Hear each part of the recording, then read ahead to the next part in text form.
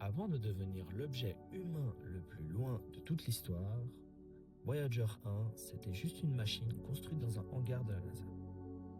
À l'époque, au milieu des années 70, il faut savoir que les ingénieurs n'avaient ni les ordinateurs, ni la technologie qu'on a aujourd'hui. Voyager 1, c'est du pur bricolage, des circuits imprimés faits à la main, des antennes dépliables et un petit cerveau électronique. Et le pire, il est moins puissant qu'une calculatrice actuelle. Elle est assemblée pièce par pièce dans un silence total avec une seule idée, tenir quelques années. Et puis arrive 1977. La sonde est roulée doucement vers la rampe de lancement, fixée au sommet d'une fusée nommée Titan. Les équipes savent qu'elles n'auront jamais une deuxième chance. Le 5 septembre 1977, la fusée décolle.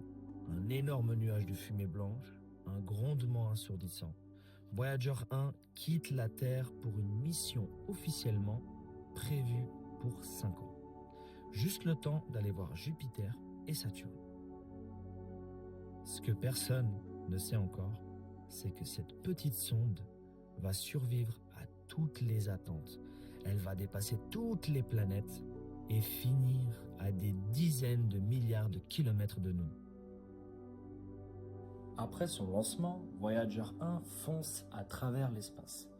Pendant des mois, elle ne voit que du noir, jusqu'à qu'un énorme point lumineux apparaisse devant elle, Jupiter. Quand elle arrive à proximité, c'est un choc. Les images sont incroyables. Des nuages gigantesques, des tempêtes plus grandes que la Terre. Mais alors surtout, Io. Io est une lune recouverte de volcans actifs. Personne ne s'attendait à ça. Mais la mission ne s'arrête pas. La sonde continue sa course et atteint Saturne.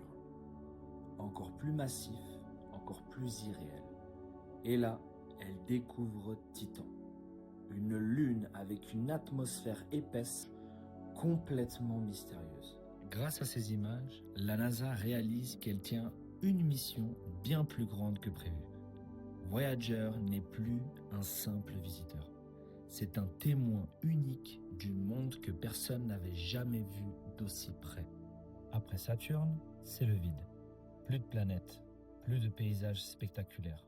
Juste un point lumineux derrière elle, le Soleil. Pendant des années, Voyager 1 continue droit devant, traversant des territoires que